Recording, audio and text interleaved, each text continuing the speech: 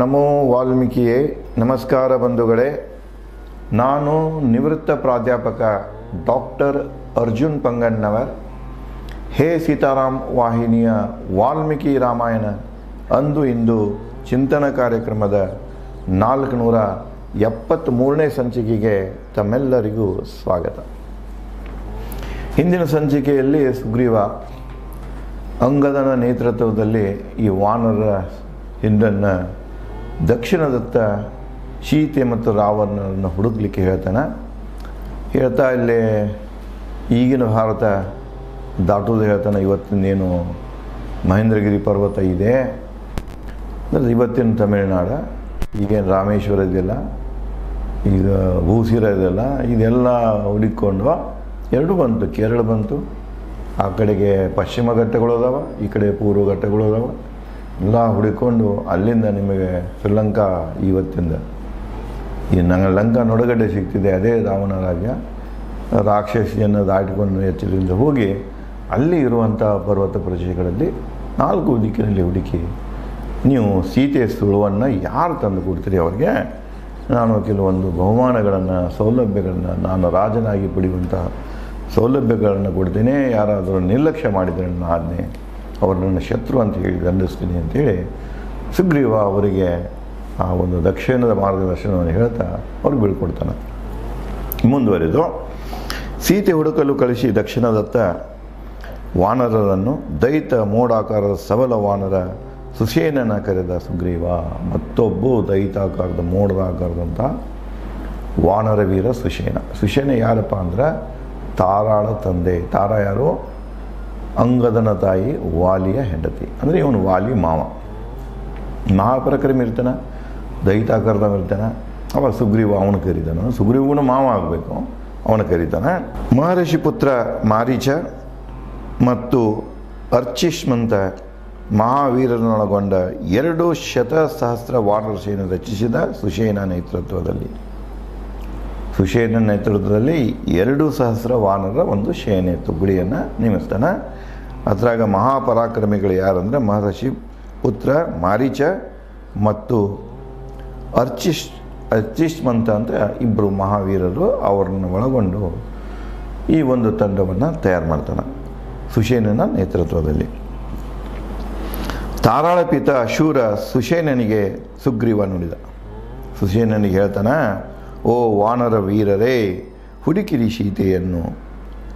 ಎಲ್ಲೆಲ್ಲಿ ಹುಡುಕಬೇಕನ್ನೋ ಈಗ ಭೌಗೋಳಿಕ ಮಾರ್ಗದರ್ಶನವನ್ನು ಕೊಡ್ತಾನೆ. ಮೊದಲು ಎಲ್ಲಪ್ಪ ಅಂದ್ರೆ ಮುಂದೆ ನಮಗೆ ಬರೋದು ಯಾವುದು ನಿಮಗೆ ನೆಕ್ಸ್ಟ್ ಅಂದರೆ ಸೌರಾಷ್ಟ್ರ. ನೋಡಿರಿ, ಸೌರಾಷ್ಟ್ರದ ಪದದ ಬಳಕೆ ತ್ರೇತಾಯುಗದಲ್ಲಿನೂ ಇತ್ತು. ಆ ಸೌರಾಷ್ಟ್ರ ಯಾವುದಂದರೆ ಇವತ್ತಿನ ಗುಜರಾತ್. ಸೌರಾಷ್ಟ್ರದಲ್ಲಿ ಮಹಾರಾಷ್ಟ್ರನೂ ಒಳಗೊಂಡು ಬರ್ತದ ಈ ಕಡೆಗೆ. ಅಂದರೆ ನಾವು ಈಗ ಪಶ್ಚಿಮದತ್ತ ಹೊಂಟೇವೆ. ಪಶ್ಚಿಮದತ್ತ ಹೋಗೋ ಕಾಲಕ್ಕೆ ಈ ಪಶ್ಚಿಮದ ಮಹಾರಾಷ್ಟ್ರವನ್ನು ಒಳಗೊಂಡಂಥ ಪ್ರದೇಶ ಇದೆ ಅಲ್ಲಿ. ಸೌರಾಷ್ಟ್ರ,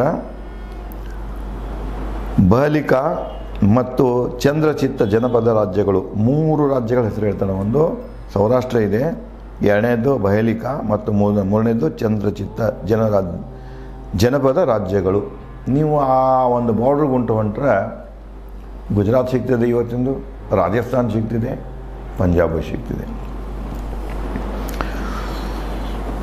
ರಮ್ಯ ಪೊನಗು ವೃಕ್ಷ, ವಕೂಲ ಮತ್ತು ಉದ್ದಲಕ ಅರಣ್ಯಗಳಲ್ಲಿ ಅಲ್ಲಿ ಬರುವಂತಹ ಅರಣ್ಯಗಳಿಗೆ, ಆ ಅರಣ್ಯಗಳಿಗೆ ಹೆಸರು ಯಾವುದಂದ್ರೆ ಆ ಅರಣ್ಯಗಳಲ್ಲಿ ಮುಖ್ಯವಾಗಿ ಯಾವ ವೃಕ್ಷಗಳಿವೆ ಆ ವೃಕ್ಷಗಳ ಹೆಸರನ್ನೇ ಅರಣ್ಯಗಳಿಗೆ ಕೊಡಲಾಗಿತ್ತು. ಅವು ಯಾವ್ಯಾವ ಇದ್ದು ಅಂದ್ರೆ ಪೊನಗು ವೃಕ್ಷದ ರಮ್ಯ ಅರಣ್ಯ, ಮುಂದೆ ವಕೂಲ ವೃಕ್ಷದ ಅರಣ್ಯ, ಉದ್ದಲಕ ವೃಕ್ಷಗಳ ಅರಣ್ಯ, ಪರ್ವತ ಹಳ್ಳಿ ನಗರಗಳಲ್ಲಿ ನೋಡಿ, ಪರ್ವತಗಳಲ್ಲಿ ಹುಡುಕಿರಿ, ಅಲ್ಲೆಲ್ಲಿ ಹಳ್ಳಿಗಳದಾವ, ಹಳ್ಳಿಗಳಲ್ಲಿ ಹುಡುಕಿರಿ. ಹಳ್ಳಿ ಇದು ಏನಿದೆ ಇವಾಗ ಅಡ್ಮಿನಿಸ್ಟ್ರೇಷನ್ದಾಗ ಹೈರಾರ್ಕಿದಲ್ಲಿ ಬರ್ತಾವೆ. ಆರ್ಗನೈಸೇಷನ್ ಸೆಟಪ್ನಲ್ಲಿ ಪ್ರೈಮರಿ ಘಟಕದಲ್ಲಿ ಬರುವ ಹಟ್ಟಿಗಳು ಇವು ಒಂದೇ ಕಾಲಕ್ಕೆ ಬಂದಿಲ್ಲ.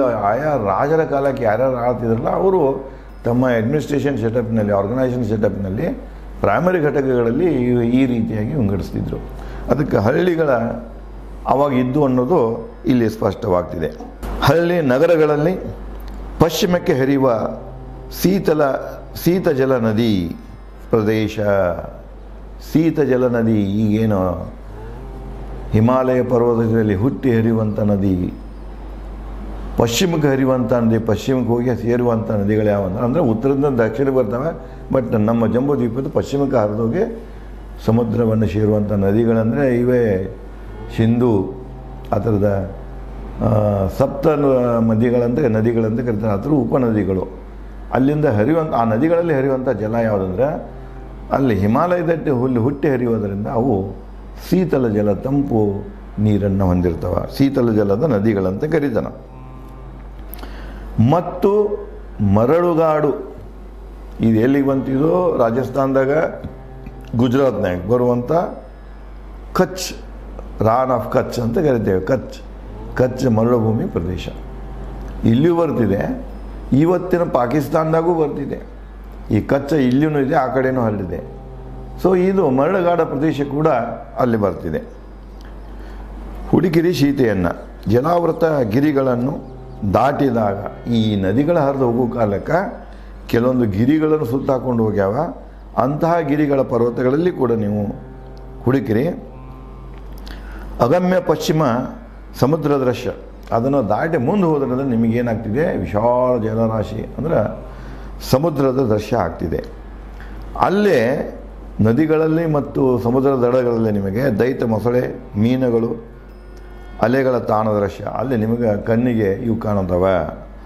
ಖೇತ, ತಮಾಲ, ತೆಂಗು ವನಗಳಲ್ಲಿ ವಿಹರಿಸಲಿರಾನರು. ಖೇತ ವೃಕ್ಷಗಳಿವೆ, ತಮಾಲ ವೃಕ್ಷಗಳಿವೆ, ತೆಂಗುಗಳಿವೆ. ಅಲ್ಲಿ ಎಲ್ಲನೂ ನೀವು ಗಿಡ ಮರಗಳಲ್ಲಿ ಅಡ್ಡಾಡಿ ಮತ್ತು ಅಲ್ಲಿ ಏನು ಸಿಗ್ತದಲ್ಲ ಹಣ್ಣು ಹಂಪಲ ಅಂದ್ರೆ ಯಾರ್ದರೆ ಅವು ಹಿಡಿತದಾಗಿದ್ದು ಅಂದ್ರೆ ಅವ್ರು ಪರ್ಮಿಷನ್ ತೊಗೊಳ್ಬೇಕು. ಇಲ್ಲಪ್ಪ ವನ ಇತ್ತಂದರೆ ಫ್ರೀ ಇತ್ತಂದರೆ ನಿಮಗೆ ಹಸುವಾದಾಗ ಅವುಗಳನ್ನು ನೀವು ಸೇವಿಸಬಹುದು ಅಂತ ಹೇಳ್ತಾರೆ. ಸಿಗಬಹುದು ಮಾರ್ಗ ಮಧ್ಯೆ ಸೀತೆ ವಾನರ ಸುಳಿವು. ಇಲ್ಲಿ ನೀವು ಹುಡುಕುತ್ತಾ ಹೊಂಟ್ರಂದ್ರೆ ಇಲ್ಲಿಯೂ ಕೆಲವೊಂದು ಪರ್ವತ ಪ್ರದೇಶ, ನದಿ ಕೊಳ್ಳ ಪ್ರದೇಶಗಳದಾವೆ. ಅಲ್ಲಿ ಹುಡುಕಿದ್ರೆ ನಿಮಗೆ ಏನಾದರೂ ಸೀತೆ ಸುಳಿವು ಸಿಗಬಹುದು ಅಂತ ಹೇಳ್ತಾನೆ. ಪರ್ವತ ವನಗಳ ಅಡಿಯಲ್ಲಿ ಸಮುದ್ರ ತೀರ, ಮುರ್ಸಿ, ಜಾತಪುರ, ಅವಂತಿ, ಅಂಗಲೇಪ ಪಟ್ಟಣಗಳ ಸೌಂದರ್ಯ ನೋಡಿ. ಇದೇನೀಗೇನು ನಮ್ಮದು ಪಶ್ಚಿಮಕ್ಕೆ ಸರ್ವಿ ಸಮುದ್ರ ಇದೆಯಲ್ಲ, ಈಗ ನಮ್ಮ ಇಲ್ಲಿಂದನೇ ಹೋಗಿ ನೀವು ಯಾವುದು ಗೋವಾದಿಂದನೇ ಹಿಡ್ಕೊಂಡು ಹೋಗಿ ಇವತ್ತಿನ ಗೋವಾ, ಮಹಾರಾಷ್ಟ್ರ ಸಮುದ್ರ ತೀರ ನೋಡ್ರಿ, ಗುಜರಾತದ ನೋಡ್ರಿ, ಮುಂದೆ ದಾಟಿದ್ದಂದ್ರೆ ಪಾಕಿಸ್ತಾನ ಬರ್ತಿದೆ, ಕರಾಚಿ ಬರ್ತಿದೆ, ಇವೆಲ್ಲ ಸಮುದ್ರ ತೀರಗಳು ಬರ್ತವೆ. ಅಲ್ಲಿ ಆವಾಗ ಆ ಸಮುದ್ರ ತೀರದಲ್ಲಿರುವಂಥ ಮುಖ್ಯ ಪಟ್ಟಣಗಳು ಯಾವಿದ್ವು ಅಂದರೆ ಮುರ್ಷಿ ಪಟ್ಟಣ, ಜಾತಪುರ ಪಟ್ಟಣ, ಅವಂತಿ ಪಟ್ಟಣ, ಅಂಗಲೇಪ ಈ ಪಟ್ಟಣಗಳು ಇದ್ದು. ಈ ಪಟ್ಟಣಗಳ ಸೌಂದರ್ಯವನ್ನು ಸವಿಯಿರಿ ನೋಡ್ರಿ. ಪಟ್ಟಣಗಳು ಆವಾಗ ಕೂಡ ಭಾಳ ಅಟ್ರಾಕ್ಟಿವ್. ಈಗ ಹಂಗೆ ನಾವು ದೊಡ್ಡ ದೊಡ್ಡ ನಗರಗಳಲ್ಲಿ ಆಕರ್ಷಣೀಯ ಮಲ್ಟಿ ಸ್ಟೋರಿ ಬಿಲ್ಡಿಂಗ್ಸ್ ಏನು ಗಗನಚುಂಬಿ ಕಟ್ಟಡಗಳನ್ನು ನೋಡ್ತೇವೆ, ವನಗಳನ್ನು ನೋಡ್ತೇವೆ, ದಾರಿಗಳನ್ನು ನೋಡ್ತೀವಿ, ಇನ್ಫ್ರಾಸ್ಟ್ರಕ್ಚರ್ ನೋಡಿ. ಈಗ ಉದಾಹರಣೆಗೆ ಬೆಂಗಳೂರು ತೊಗೊಳ್ರಿ, ಅದನ್ನು ಗಾರ್ಡನ್ ಸಿಟಿ ಅಂತ ಕರಿತೀವಿ. ಈಗೇನು ಅದನ್ನು ಉಳಿಲಿಲ್ಲ. ಭಾಳಷ್ಟು ಕೆರೆಗಳಿದ್ದು. ನನಗೆ ಒಂದು ಕಡೆಗೆ ಗೌರ್ಮೆಂಟ್ದ ಡಾಕ್ಯುಮೆಂಟ್ ಓದಿದೆ, 125 ಕೆರೆಗಳಿದ್ದು. ಇವತ್ತು ಆ ಕೆರೆಗಳ ಸಂಖ್ಯೆ 80ಕ್ಕಿಂತ ಕಡಿಮೆ ಆಗಿದೆ. ಅವನ್ನೆಲ್ಲ ಕಬಳಿಸಿದವರು ಯಾರಂದ್ರೆ ಈ MLAಗಳಿಗೆ ಅಧಿಕಾರ ಹಿಡಿದು ಇವೆಲ್ಲ ಅವನು ಒಣಗಿಸಿ ಅಲ್ಲೆಲ್ಲ ತಮ್ಮ ನೇರವಾಗಿಯೋ ಪರೋಕ್ಷವಾಗಿ ಅಲ್ಲಿ ಎಲ್ಲ ಪ್ಲಾಟ್ಗಳನ್ನು ಮಾಡಿ ಅಲ್ಲಿ ಎಲ್ಲ ನಿವೇಶನಗಳನ್ನು ಮಾಡಿದರು. ಅದಕ್ಕೆ ಮಳೆ ಆದಾಗ ಒಮ್ಮೆ ಆ ನೀರಿಗೇನು ಗೊತ್ತಿರಿ, ಅದನ್ನು ನೀವು ಪ್ಲಾಟ ಮಾಡಿಕೊಡ್ರಿ, ಗಿರಾರ ಮಾಡಿಕೊಡ್ರಿ, ಎಲ್ಲಿ ತೆಗ್ಗಿದ್ದಲ್ಲ ತಂದು ನಿಲ್ಲುವಂಥ ಪ್ರದೇಶದಿಂದ ಅಲ್ಲಿ ಹೋಗಿ ನಿಲ್ತಿದೆ. ಇಂಥದ್ರಾಗ ಮತ್ತು ಇಲ್ಲೇ ಇಲ್ಲಿವತ್ತಿನ ತನಕ ಬೆಳೆದಂಥ ಬೆಂಗಳೂರನ್ನು ನಿಯಂತ್ರಣ ಮಾಡೋಕ್ಕಾಗೋದಿಲ್ಲ. ಇವರಿಗೆ ರಸ್ತೆಗಳನ್ನು ನಿಯಂತ್ರಣ ಮಾಡೋಕ್ಕಾಗ್ತಾಯಿಲ್ಲ, ರಿಪೇರಿ ಮಾಡೋಕ್ಕಾಗ್ತಾಯಿಲ್ಲ. ಇಂಥದ್ರಾಗ ಮತ್ತೊಂದು 2ನೇ ಅಂತಾರಾಷ್ಟ್ರೀಯ ವಿಮಾನ ನಿಲ್ದಾಣ ಮಾಡೋಕ್ಕೆ ಹೊಂಟಾರು. ಟ್ರಾಫಿಕ್ ಕಂಟ್ರೋಲ್ ಆಗ್ತಾಯಿಲ್ಲ, ಡಿಸೆಂಟ್ರಲೈಸ್ ಮಾಡಬೇಕು. ಬೆಂಗಳೂರಾಗ ಟ್ರಾಫಿಕ್ ಹೆಚ್ಚಾಗ್ತಾ ಹೊಂಟಿದೆ. ಅಲ್ಲಿ ಬರುವಂಥ ಹೊಸ ಉದ್ಯಮಗಳನ್ನಾಯಿತು. ಇಂದಿರಾ ಗಾಂಧಿ ಕಾಲಕ್ಕೆ ಒಂದು ಇತ್ತದು, ಇಂಡಸ್ಟ್ರಿಯಲ್ ಲೈಸೆನ್ಸ್ ಕೊಡೋ ಕಾಲಕ್ಕೆ ಇತ್ತು. ಈಗಾಗಲೇ ಓವರ್ ಕ್ರೌಡೆಡ್ ಇಂಡಸ್ಟ್ರಿಯಲ್ ಏರಿಯಾ ಇತ್ತಂದರೆ ಅಲ್ಲಿ ಕೊಡ್ತಿದ್ದಿಲ್ಲ. ಓವರ್ ಕ್ರೌಡೆಡ್ ಸಿಟಿ ಇತ್ತಂತಂದರೆ ಅಲ್ಲಿ ಯಾವುದೇ ಫೆಸಿಲಿಟಿ ಅಂದರೆ 2ನೇ ಕಡೆಯಿಂದ ಜನಸಂಖ್ಯೆಯನ್ನು ಆಕರ್ಷಿಸುವಂಥ ಯಾವುದೇ ಉದ್ಯಮಗಳನ್ನಾಗಲಿ ಯಾವುದೇ ಒಂದು ವಾಣಿಜ್ಯ ಇದು ಮಾಡ್ತಿದ್ದಿಲ್ಲ ಅವ್ರಿಗೆ. ಅದನ್ನು ಕಂಟ್ರೋಲ್ ಮಾಡಬೇಕು. ಬೆಂಗಳೂರನ್ನ ನೀವು ಅಲ್ಲಿ ನಿಮಗೆ ಇದ್ದ ಈಗ ನಿಮಗೆ ಕಂಟ್ರೋಲ್ ಮಾಡೋಕ್ಕಾಗೋದಿಲ್ಲ, ಮತ್ತು ಹೊಸ ಹೊಸ ತಂದು ತುರುತ್ತಾ ಇದ್ದೀರಿ. ಏನು ನಿಮ್ಮ ತಲೆಯಾಗಿ ತುಂಬಿದೆ? ನಿಮ್ಗೆ ಯಾರಾದರೂ ಅಡ್ವೈಸ್ ಮಾಡ್ತಾರೆ?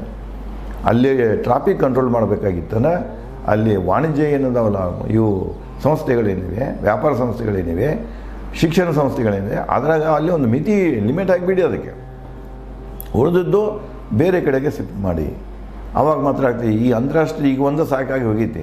ಅಲ್ಲೇ ಮುಟ್ಟಬೇಕಾಗಿತ್ತು ಟ್ರಾಫಿಕ್ ಇಷ್ಟು ಅದಲ್ಲ, 2-3 ಗಂಟೆ ಬೇಕಾಗ್ತದೆ. ಇನ್ನೊಂದು ಮಾಡಿದ್ರೆ ಇದಕ್ಕೂ ಹೆಚ್ಚು ಟ್ರಾಫಿಕ್ ಆಗ್ತದೆ. ಅದಕ್ಕೆ ಅದನ್ನು ಅಲ್ಲಿ ಮಾಡೋ ಬದಲಾಗಿ ನಾವು ರಾಜ್ಯದ ಕೇಂದ್ರ ಆಗಲಿ ಅಥವಾ ಹುಳಿ ಆಗಲಿ ಬೆಳಗಾವಿ ಆಗಲಿ ಎಲ್ಲಿ ನಿಮಗೆ ಈ ಕಡೆ ಆಗ್ತದಲ್ಲ ಆ ಕಡೆ ಮಾಡಿದ್ರೆ ಅಲ್ಲಿದ್ದ ಟ್ರಾಫಿಕ್ ಕಡಿಮೆ ಆಗ್ತಿದೆ. ಇದನ್ನು ಆಳವ್ರು ಏನದಾರಲ್ಲ, ಏನೇನೋ ಮಂತ್ರಿಗಳಾಗಿರಿ, ಮುಖ್ಯಮಂತ್ರಿಗಳಾಗಿರಿ ಆಗ್ತಾ ಇದ್ದೀರಿ, ಇದ್ರ ಬಗ್ಗೆ ಸ್ವಲ್ಪ ಯೋಚನೆ ಮಾಡಿ. ಇದೊಂದು ಕಾಮನ್ ಸೆನ್ಸ್. ಇದಕ್ಕೇನು ಭಾಳ ಓದಬೇಕಂತೇನಿಲ್ಲ. ಅಲ್ಲಿ ಜನಸಂಖ್ಯೆ ಹೆಚ್ಚಾಗ್ತಾ ಇದೆಯಪ್ಪ, ಅಲ್ಲಿ ಮಂದಿನ ಕಡಿಮೆ ಮಾಡಬೇಕು, ಇನ್ನು ಎಡಿಷನಲ್ ಬರಬಾರ್ದು. 1 ಕೋಟಿ ದಾಟಿದ ಈಗಾಗಲಿಲ್ಲ ಅದೇ. ಇನ್ನು ಬೇಡಪ್ಪ ಅಂತಂದ್ರೆ ನೀವು ಇಂಥವೆಲ್ಲ ಕೇಂದ್ರಗಳನ್ನ ಏನು ಮಾಡಬೇಕು, ಬೇರೆ ಕಡೆ ಕರ್ನಾಟಕದ ಇತರ ಪಟ್ಟಣಗಳಿಗೆ, ನಗರಗಳಿಗೆ ಇದನ್ನು ಅವನ್ನ ಏನು ಮಾಡಬೇಕು, ಶಿಫ್ಟ್ ಮಾಡಬೇಕು. ಅಥವಾ ಶಿಫ್ಟ್ ಮಾಡೋಕ್ಕಿಂತ ಆ ಕಡೆ ಪರ್ಮಿಷನ್ ಕೊಡಬೇಕು. ಅದಕ್ಕೆ ಅವ್ನು ಹೇಳ್ತಾನೆ, ಇವೆಲ್ಲನೂ ಪಟ್ಟಣಗಳದಾವ, ಈ ಪಟ್ಟಣಗಳನ್ನು ನೋಡ್ರಿ. ಅಲಕ್ಷಿತ ವನ ರಾಷ್ಟ್ರರ ಪಟ್ಟಣಗಳು ಬಿಡಿ. ಅಲಕ್ಷಿತ ವನ ರಾಷ್ಟ್ರರ ಪಟ್ಟಣಗಳು. ಅಲಕ್ಷಿತ ಕೆಲವೊಂದು ಅದಾವ, ಮ್ಲೇಚರ್ ಅಂತ ಕರೀತಾರೆ. ಅನಾಗರಿಕ ಕೆಲವೊಂದು ರಾಜ್ಯರಿದ್ದಾರೆ. ಜಂಗಲ್ ರಾಜ್ಯ ಅಂತೇಳಿ ನಾವು, ಯಾವನ ಕೈ ಒಡಿ ಇದೆ ಅವನದು ರಾಜ್ಯ. ಅಂಥವು ಕೆಲವೊಂದು ರಾಜ್ಯಗಳಿವೆ. ಅಂತಹ ರಾಜ್ಯಗಳನ್ನು ನೀವೇನು ಮಾಡಿಬಿಡಿ, ಹೊರತುಪಡಿಸಿ ಅಂತ ಹೇಳ್ತಾನೆ ನಾವು. ಅಲಕ್ಷಿತ ವನ ರಾಷ್ಟ್ರರ ಪಟ್ಟಣಗಳನ್ನು ಬಿಡಿ. ಅಲ್ಲೇ ಏನು ಮೂಲೆಯಲ್ಲಿ ಹುಡುಕಿರಿ ಸೀತೆಯನ್ನು. ಅಲ್ಲಿ ಅನಾಗರಿಕರಾಗಂತೂ ಅಲ್ಲಿ ಹೋಗೋದಿಲ್ಲ ಅವ್ರು. ಅವನ ಅಂಥವಕ್ಕೇನು ಹೋಗಬೇಡ್ರಿ, ಹೋಗಿ ಮತ್ತೆ ಸಮಸ್ಯೆ ಕೇಳ್ಕೋತೀರಿ. ಅಂಥವನ್ನ ಬಿಟ್ಟು ಬೇರೆ ಕಡೆಗೆ ಸೀತೆಯನ್ನು ಹುಡುಕಿರಿ ಅಂಥೇಳಿ ಸುಗ್ರೀವ ಪೂರ್ವಕ್ಕೆ ಯಾವ ಪ್ರದೇಶಗಳದಾವ, ಎಲ್ಲೆಲ್ಲದಾವ, ನೀವು ಹೇಗೆ ಹೋಗಬೇಕು, ಏನು ಎಚ್ಚರಿಕೆ ವಹಿಸಬೇಕು ಅನ್ನೋದನ್ನು ಹೇಳ್ತಾ ಇದ್ದಾನೆ. ಇದೇ ರೀತಿಯಾಗಿ ಮತ್ತೇನು ಹೇಳ್ತಾನೆ ಅನ್ನೋದನ್ನು ನಾನು ತಮಗೆ ಮುಂದಿನ ಸಂಚಿಕೆ ಹಂಚಿಕೊಳ್ಳುತ್ತೇನೆ. ಧನ್ಯವಾದಗಳು.